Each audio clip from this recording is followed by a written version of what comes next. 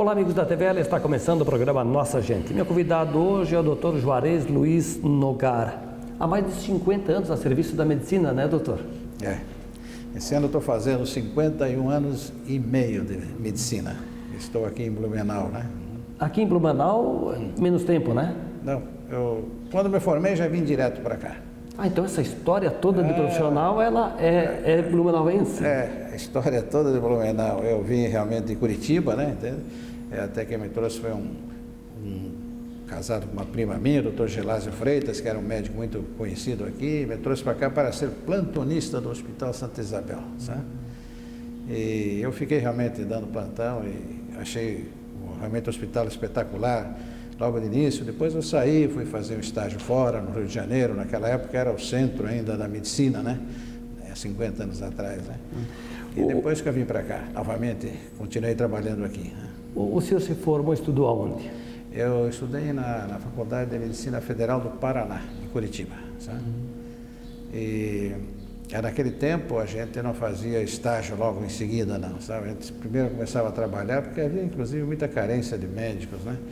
E não tinha aquela formação logo como tem agora, que é o ideal justamente fazer logo uma residência médica, né? Eu fui fazer essa residência lá parcialmente depois de um ano de estar aqui em Blumenau, que aí eu fui para o Rio de Janeiro. Fui no Rio de Janeiro, fiz lá um estágio com um professor lá, que realmente para mim foi o maior cirurgião do Brasil, chamado Fernando Paulino, né? Que trabalhava no Hospital Samaritano lá no Rio de Janeiro, e fiquei lá quase um ano, e depois eu voltei para cá, né? Bem, mas essa ideia de ser médico, foi uma coisa que o senhor evoluiu lá de criança, uma influência de um amigo, da família, como é que foi? Veja só, eu nasci no Rio Grande do Sul, uma cidade pequena, não era nem Cachoeira do Sul era uma cidade, mas eu nasci no interior, chamado Vale Vêneto, perto de Santa Maria. E depois lá meu pai pegou enchentes lá, interessante isso, meu pai tinha uma casa de comércio, pegou enchentes lá 2 vezes e veio embora para Santa Catarina, veio aqui para a cidade de Porto União, no norte de Santa Catarina. Lá na divisa com o Paraná. Isso, na divisa com o Paraná. E ali eu comecei a estudar, fiz os cursos básicos ali, e depois precisava fazer um científico naquela época, que não existia lá na cidade, nem em Porto União, nem em União da Vitória. Então eu vim estudar aqui interno no hospital, no Colégio Catarinense, aqui em Florianópolis. Fiquei aqui 2 anos, depois fui para Curitiba, e lá eu fiz o Colégio Estadual do Paraná, e depois eu fiz a Faculdade de Medicina toda lá, né? Então a minha evolução foi essa. E depois da Faculdade de Medicina, claro que então quando me formei, naquela época tinha muitas ofertas de trabalho, sabe? Tinha me oferecido um hospital para a direção lá em União da Vitória, tinha me oferecido um hospital lá em Curitibanos, mas eu achei mais interessante, inclusive, vir para Blumenau, porque além de ter esse primo, né, que me trouxe para cá, eu tinha muita referência boa aqui do hospital. A fama do Hospital Santa Isabel, lá em Curitiba, quando eu estudava, e principalmente de um cirurgião chamado Paulo Mayerle, era muito grande. Então eu achei melhor vir para cá, porque eu achei que aqui a gente poderia crescer, desenvolver melhor a medicina, sabe? Bom, além do hospital, né, pela sua história e a forma como era divulgado, o senhor acabou de falar, a cidade hoje ainda imagina que naquela época ela ainda chamava, né? Ah, sim. Naquela época, Blumenau, veja bem, eu cheguei aqui e tinham 14 médicos, mas aqui já tinha banco de sangue, já tinha um bom laboratório, tinha um bom raio-x, né? Naquela época eram os máximos, né? Entende? Hoje em dia a gente tem toda aquela tecnologia enorme, muito maior, claro, muito mais fácil de fazer um diagnóstico, de tratar um paciente, mas naquela época nós lutávamos com dificuldade. Ali a medicina nossa era feita mais à base de conversa, assim, entende?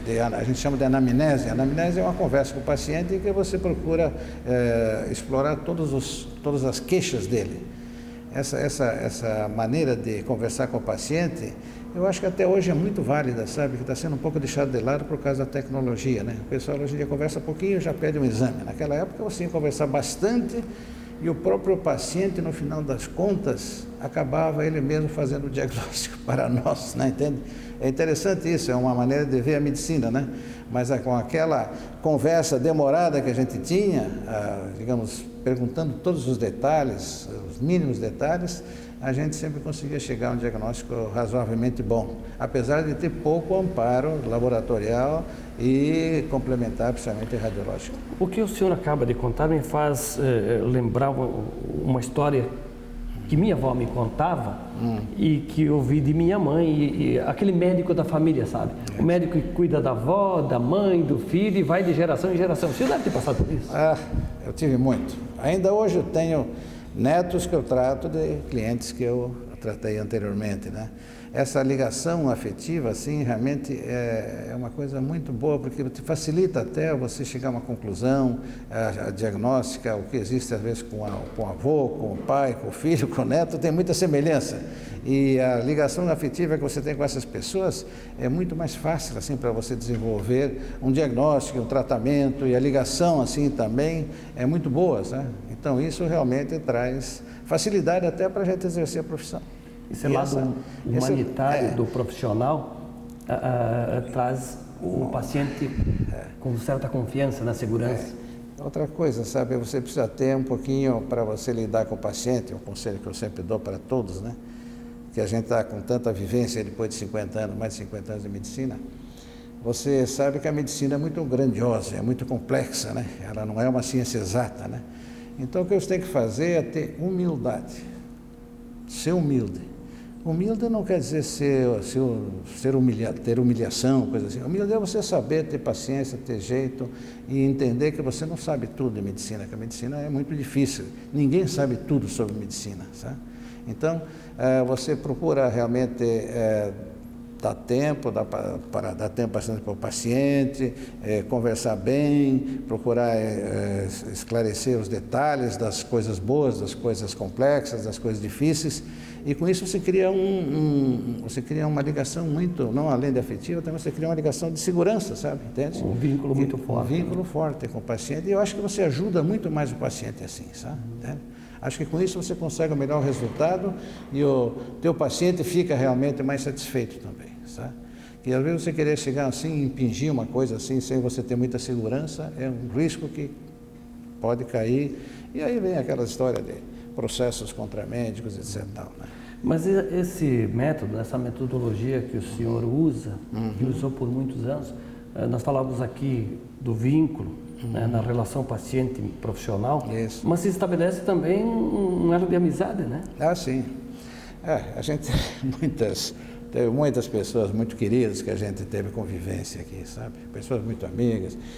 Um tempo a gente estava convidado para tudo que era casamento, para tudo que era batizado, para tudo que era festa, né? Entende?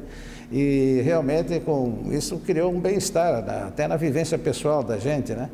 Agora, só que essa medicina naquela anteriormente, só para dar um detalhe, aquela medicina mais antiga, muitos anos atrás, ela era assim, te exigia muito de ti.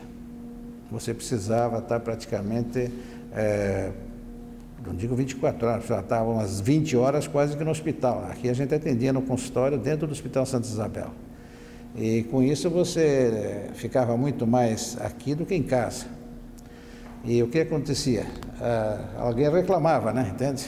Que era a esposa, naturalmente, né? Então você tem uma retaguarda com uma bela esposa que te ajude, cuida da casa, que cuida dos filhos, dá educação para os filhos, é a malvada da casa, é a que dá dureza na casa, é que encaminha bem os filhos sendo bastante exigente, isso dá um resultado espetacular. Por isso que eu acho que a mulher não deve trabalhar fora de casa. É um conselho que eu acho, uma opinião minha, né? Hoje em dia está modificado isso, mas naquele tempo eu acho que foi a melhor coisa que tem. Tanto assim que eu tive meus filhos bem direcionados, tudo porque eu tive uma mulher muito exigente e muito colaborativa, né? Entender o ofício do marido. Entender o ofício do marido, com isso eu consegui criar 3 filhos, que um hoje é médico, né? Ele é o chefe do serviço de transplantes de fígado aqui do Hospital Santa Isabel, que é uma referência mundial, né? É um belo serviço. Hoje ele está na Coreia do Sul fazendo uma palestra em nome do Hospital Santa Isabel e da Fundação Universitária de Blumenau. Tem uma filha que é juíza de direito em Curitiba e tem um filho que é um dentista lá em Curitiba também. Todos bem encaminhados profissionalmente. Todos bem encaminhados, todos satisfeitos, todos felizes. Netos também? Netos tenho 6. Mas já estou nessa linha também. Já tem 2 que querem ser médicos, né? Então vai ser uma coisa boa. Doutor Juarez, O senhor, lá no tempo em que optou pela medicina, foi pioneiro, digamos, na família? Eu tenho razão, é uma boa pergunta. Não tinha ninguém que era médico, não tinha nenhum médico na família. Nossa, você sabe que a minha família tem 11 filhos. Naquela época as famílias aqueles italianos do Rio Grande do Sul, lá o que tinha menos tinha 10 filhos, né? Nós tínhamos 11. Então ninguém era médico, todos foram seguir outras vezes. Alguns tiveram condições, outros não tiveram, porque nós tínhamos condições financeiras muito pequenas, né? Entende? Então eu me formei realmente com bastante dificuldade, né? Não foi fácil, não. Entende? E os outros, teve irmão que se formou em Direito, teve irmão que se formou outro irmão que se formou em farmácia, teve outros, mas professoras é que mais tiveram na minha família, as minhas irmãs, né, professora. Mas o resto não fez curso assim universitário nenhum, sabe? Então eu fui o primeiro que começou essa turma aí, sabe? E hoje o senhor tem filho na área, netos que pretendem também seguir esse caminho? Tenho duas netas que pretendem ser médicas, né? Olha só. Pois é, e o senhor fala das dificuldades. Na época, a mulher, como o senhor disse, não trabalhava fora. O seu pai trabalhava em que atividade? Meu pai era comerciante, sabe? Era comerciante, tinha casa de comércio, mas que também foi infeliz na vida, por isso que eu digo que tive dificuldade. Ele estava no Rio Grande do Sul, pegou enchente, chegou ali em Porto União, abriu uma casa de comércio, ia muito bem, aí pegou fogo a casa de comércio toda, foi um desastre, né, entende? É uma situação difícil, né, entende? Tanto assim que na realidade eu consegui me formar graças a um irmão meu que me manteve financeiramente, sabe? Então a situação ali realmente foi complexa até chegar a conseguir me formar como médico, sabe? Doutor, vamos fazer um intervalo e a gente retoma essa conversa em seguida? Pois não, está ótimo. Juarez Luiz Nogar, médico há mais de 50 anos no Hospital Santa Isabel, em Blumenau. É o nosso entrevistado hoje no programa Nossa Gente, que faz um breve intervalo. E logo, logo estaremos de volta. Fique ligado. Até já.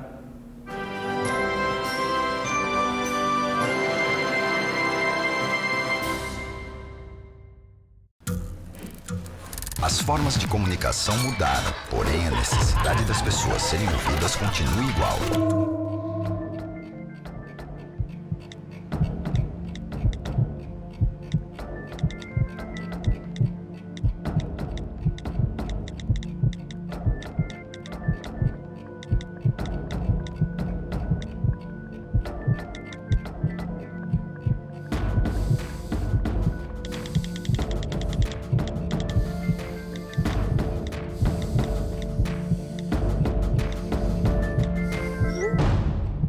Compartilhe com o CVV aquilo que você não divide com ninguém.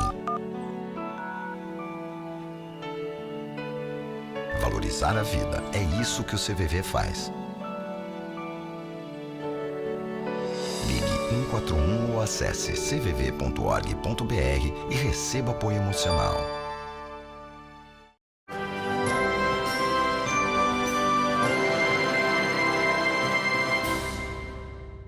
Estamos de volta na sequência do programa Nossa Gente, aqui pela TVL, e hoje o nosso entrevistado é o médico Dr. Juarez Luiz Nogar, clínico médico, né, a sua especialidade? Eu sou clínico geral, né? Sou clínico geral. Eu já fiz cirurgia quando vim aqui no início, então assim que fiz um estágio no Rio de Janeiro de cirurgia, mas sabe, chegou um momento que eu vi que não era por aí, sabe? Achei melhor, eu gosto muito de conversar com as pessoas, gosto muito de, digamos assim, poder ajudar, tanto assim que eu fiz uma especialização até, que não é uma especialidade, mas era conhecida como muito auxiliar na medicina, que é a psicossomática, sabe? Entende?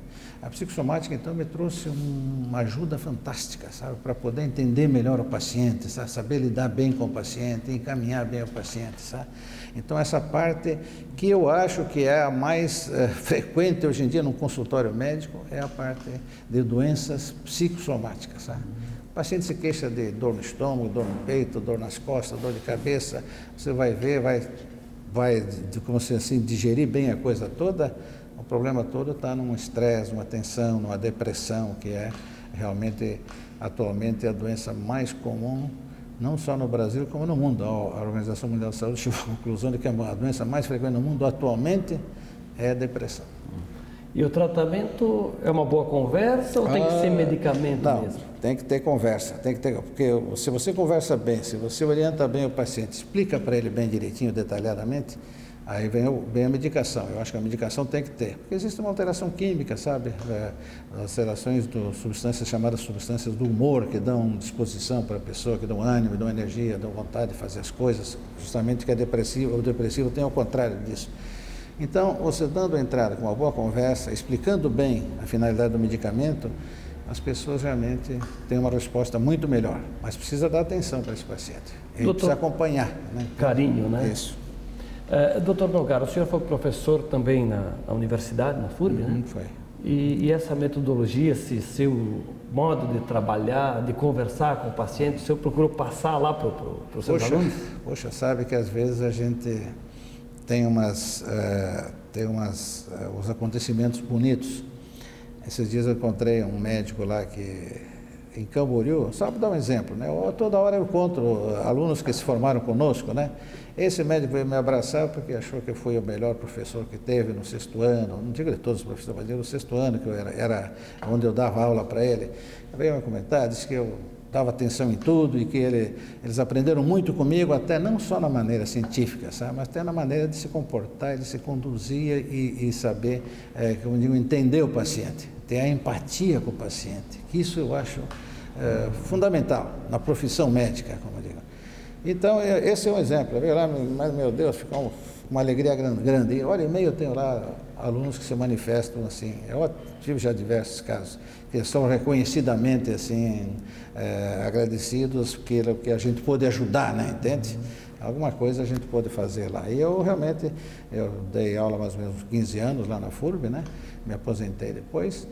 Mas eu continuei aqui no hospital, eu sempre fui participativo aqui dos acontecimentos do hospital, fui participativo do conselho médico, o conselho que teve primeiro, antes do conselho médico, eu fui até fundador do centro de estudos aqui do Hospital Santa Isabel, e fui do conselho geral que tinha no hospital, depois fui diretor técnico durante muitos anos, fui diretor clínico, sabe? Fui chefe de serviço diversas vezes, assim, né? Então, a gente sempre procurou viver, assim, ajudando no que pôde o hospital. E o hospital realmente foi uma coisa maravilhosa. A gente tem que dar realmente elogios ao Hospital Santa Isabel. As irmãs que aqui trabalharam sempre, olha, elas foram umas pessoas dedicadas, pessoas realmente que eu chamo muito caritativas, foram pessoas assim que realmente ajudaram a população toda aqui, sabe? Porque o hospital teve altos e baixos. Eu, como diretor técnico, acompanhei fases financeiras do hospital que estavam assim com um monte de dívida, com um monte de problemas financeiros, por causa do SUS, que paga um preço muito pequeno, né? Entende? Mas elas conseguiram aguentar isso e reverter, inclusive, a situação. E o hospital hoje em dia está numa situação realmente bem melhor, sempre bem equipado, sempre comprando todos os aparelhamentos necessários. E o principal é que entrou um grupo de médicos aqui. Esses médicos são todos, eu acredito que eles são resultado de exemplos de médicos anteriores. Eu, por exemplo, quando cheguei aqui com 14 médicos, eu era médico novo, mas eu fui aprendendo aos poucos com os colegas mais antigos, entende? Que tinham uma referência boa, não só de conduta médica, mas também de exemplos de conduta adequada, sabe? São pessoas que tinham, assim, realmente uma finalidade de ética, de comportamento certo, sem ver, procurando seguir sempre uma palavra que eu me lembro que o professor Fernando Paulino, lá no Rio de Janeiro, dizia assim: a medicina não é a arte de enriquecer. A medicina não é a arte de enriquecer, mas a ciência de fazer o bem para os outros. Né?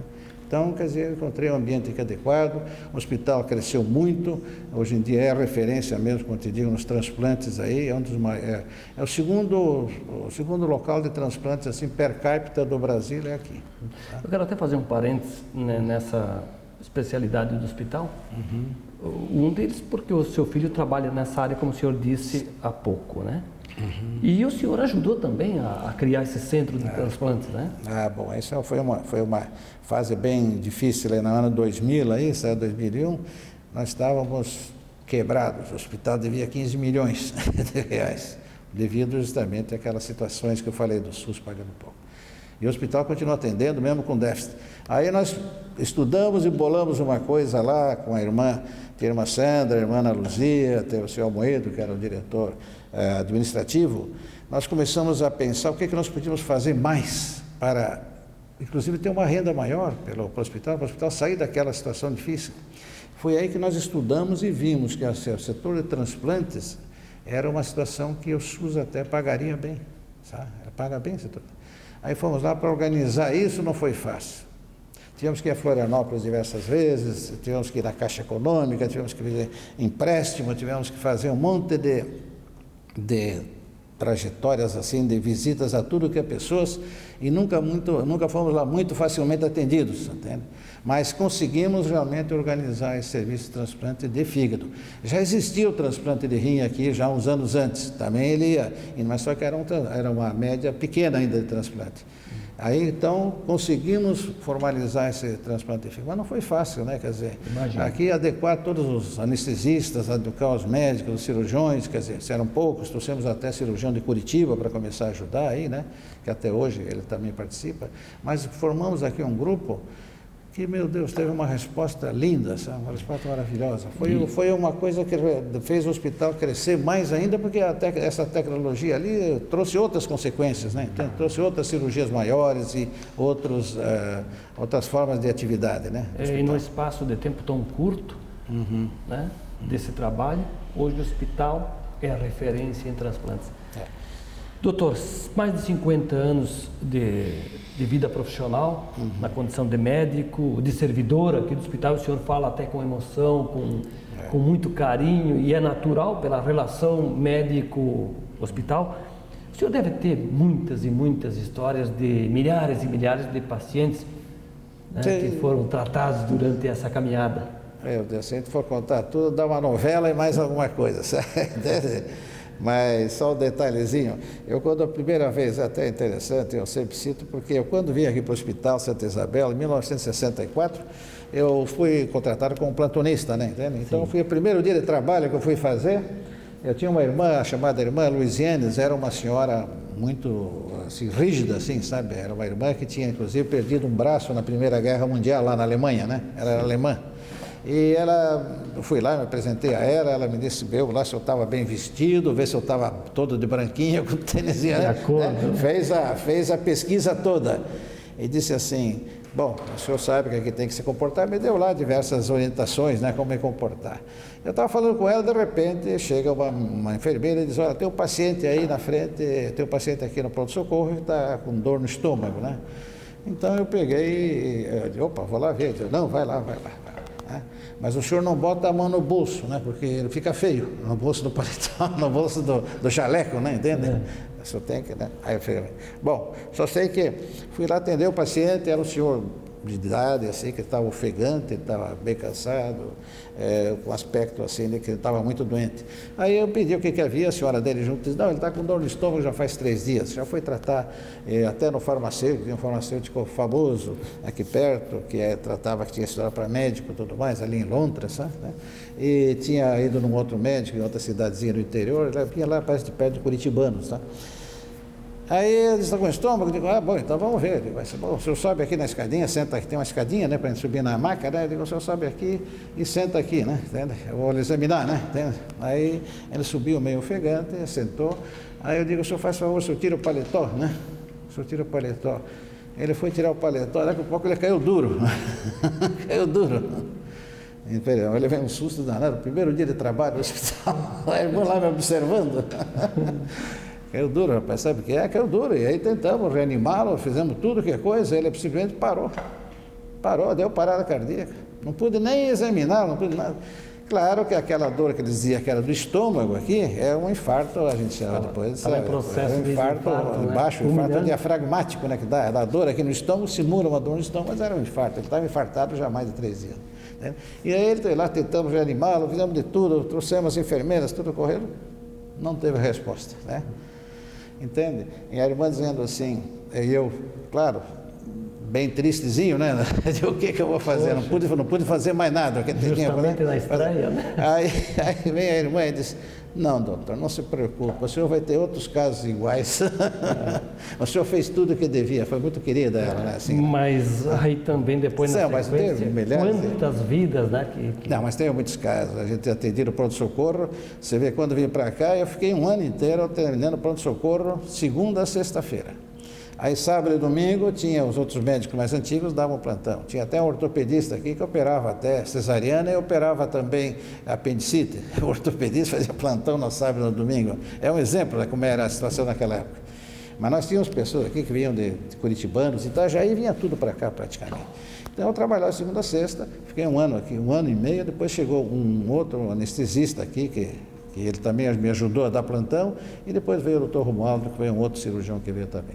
Mas nós demos plantão, eu dei plantão aqui pelo menos uns 10, 12 anos ainda no pronto-socorro. E foi a minha base, que eu acho que eu aprendi muito ali e pude fazer muitas coisas. Depois eu atendi SUS, por exemplo, eu internei pacientes pelo SUS durante mais de 40 anos, né? Entende? Tá? E nós atendíamos aquilo com prazer e fazíamos aquilo com alegria, porque nós tínhamos as nossas compensações também, nós tínhamos com isso também reconhecimento, nós tínhamos nossos pacientes de convênio, nossos pacientes particulares também que entravam no meio da história, então deu para viver muito bem, sem se queixar, como eu digo. Como te disse, a medicina é uma coisa que você tem um rendimento razoavelmente bom, você pode viver bem, mas ninguém fica rico pela medicina, não, sabe? A medicina, se a gente for ver nesse ponto de vista, não deve se pensar nesses termos, sabe? Entende? A gratidão acho que compensa, né? Mas o que você viu de coisa maravilhosa, veio um filho dizendo assim, meu pai está muito mal, será que ele tem solução? E o pai com um cortezinho na perna pequenininha, e o filho achando que o pai ia morrer porque tinha sangrado. Então, seria aquele olhar de medo, né? Entende? Isso é um exemplo, mas teve muitos outros casos lindos, maravilhosos, aí que a gente teve uma resposta muito boa, realmente que fez um bem para a gente. Você sabe que quando a gente participa da coisa toda, participa da doença do paciente e realmente se entrosa bem, a vibração, o entusiasmo, o bem-estar que dá quando ele tem aquela resposta positiva, não precisa mais nada, não tem nada que pague isso. Doutor, quero te agradecer por nos atender e contar um pouquinho da tua longa história como profissional, como ser humano. Fantástico que é. Muito obrigado. Eu agradeço, foi bom ter conversado com vocês um pouquinho. Tem muita coisa a mais ainda, mas ficaria por outra oportunidade, né? Com certeza, obrigado pela gentileza de vocês, tá? Entrevistei o médico clínico geral, Dr. Juarez Luiz Nogar. O programa Nossa Gente está chegando ao seu final. Te convido para seguir aqui acompanhando a programação da TVL. A todos, grande abraço e até a próxima.